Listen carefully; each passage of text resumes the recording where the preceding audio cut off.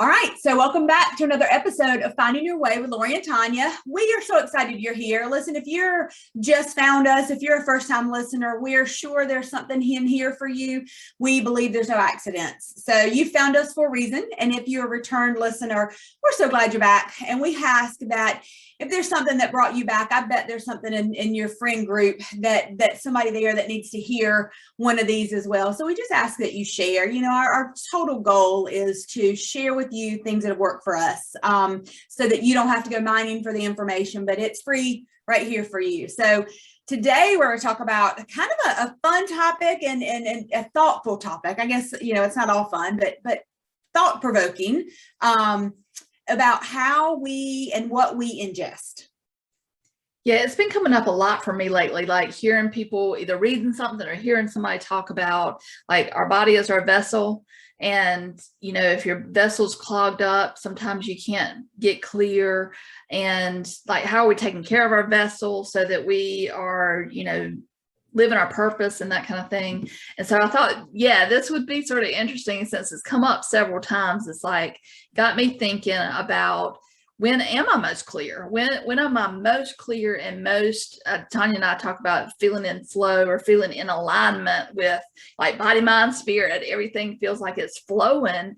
And what we ingest really can impact that and impact whether we feel clear and in alignment or if we don't.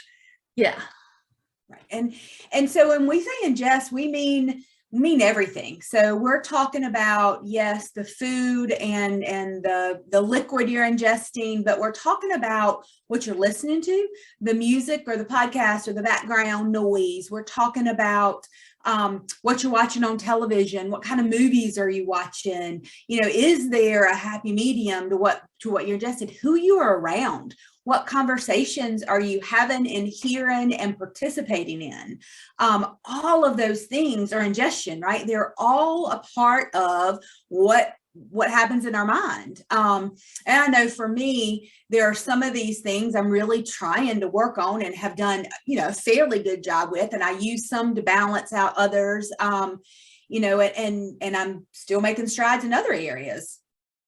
Yeah, and it's also what we read and what we ingest in that way. I know that's the real reason we started the Positive Vibe Tribe. And so if you're not a member of the Positive Vibe Tribe Facebook group, please come over and be a member with us.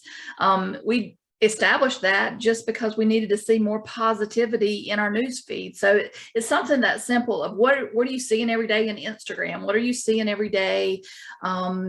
In what you're reading, and are the books that you're reading uplifting you, or are they really dark and heavy? And you know, that has an impact on your energy and it brings that energy down. Same thing with watching television. There's shows that I used to watch with my husband, like war type shows and a lot of gunfighting and things like that I really can't watch anymore because it just doesn't feel good to me anymore. It's almost like I can feel it bringing my energy down, and it's so dark and heavy. It's heavy. Yeah, and soap operas. I mean, all that drama. It used to be like white noise to me. Like it didn't bother me at all. I didn't think it was bothering me at all. But once I became more conscious of my mindset and being mindful and being in the moment, and then when you're in the moment with all that drama, it's like, oh, that is awful. Like, I don't want to be listening to that every day.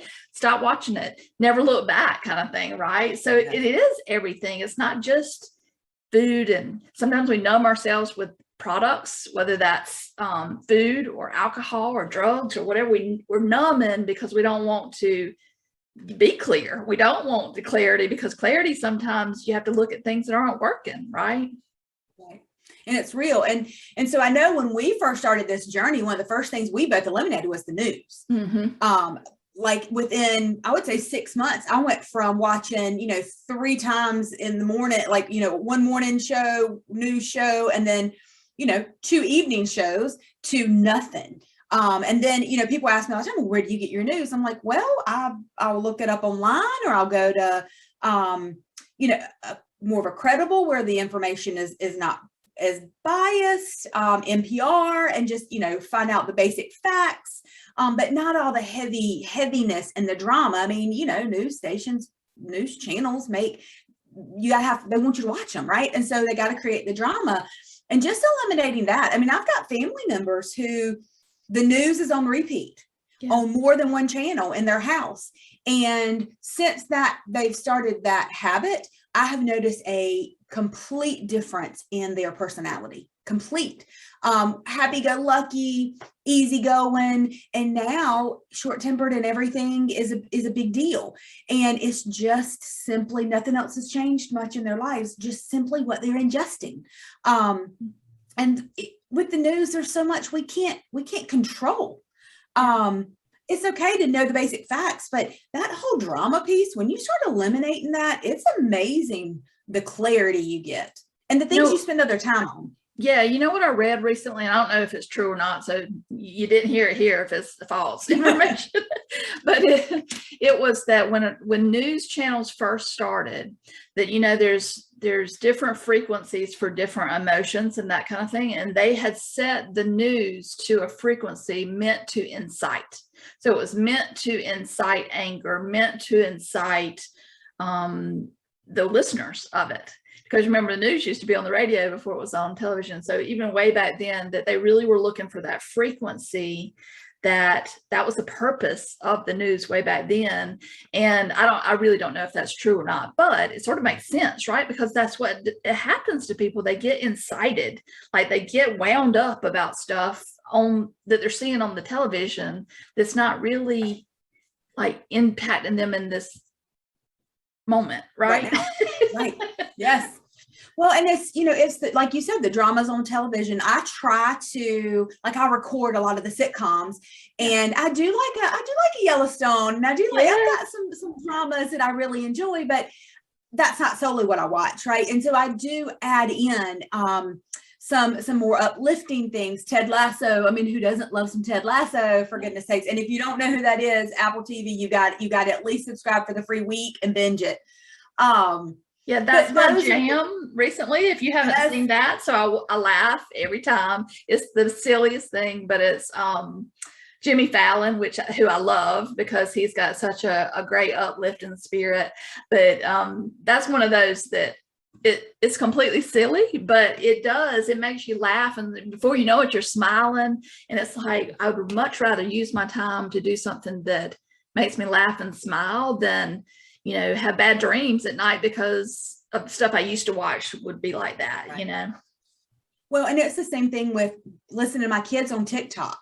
I want to be like, please stop listening to that, or the lyrics of some of the music they listen to. Yeah. And I'm like, please stop. Like, can we have something happy and uplifting and fun that makes you want to get up and dance and have some energy? And it's too much. And when that's all they're hearing and ingesting constantly, no wonder that everybody's here and there's depression and anxiety. And because that's, if you compound what we're reading, what we're listening to, the news, all the stuff, you know, the food and drink, that's the one that we don't want to talk about, because I'm awful at both of those. You know, we've made some things in our house, resolutions, we don't really resolutions, but goals to eat a little bit better. And so we're doing a little bit low carb, but we're still getting plenty of vegetables, and I'm trying to get in more water, and I'm trying to drink less wine. And so those are things that I'm really trying to make a conscious effort to digest, because I do need some more clarity, and I tend to drink too much wine sometimes. And so that's not keeping me clear. And so I'm trying to make some personal changes to be able to kind of to feel better, to feel like I am at my A game all the time. And so I think conscious effort that is the big part, the conscious effort, because we know what makes us feel good and what makes us feel like crap. If we're really honest with ourselves, we know what we eat that makes us feel good and what we eat that doesn't make us feel so good, or what we drink or how much we drink versus when we don't do that, how we feel differently. But a lot of times we're not conscious about those things. And so, you know, our podcast is about these tools and techniques that we've used to get into more conscious living, right? To live more consciously in the moment, so that we are vibrating at that higher level. And it's one of those things as a tool you can pull out. Am I being conscious about this, what I'm ingesting, and like really thinking about the conversations you're having, what you're listening to, even like essential oils, like both you and I both use essential oils. It makes a big difference in your environment just to smell that versus, you know, those old Glade plug-in things that take your breath away a little bit. Tons of chemicals. Like it's little stuff like that, like being really conscious about, does it make you more clear? Does it make you more present?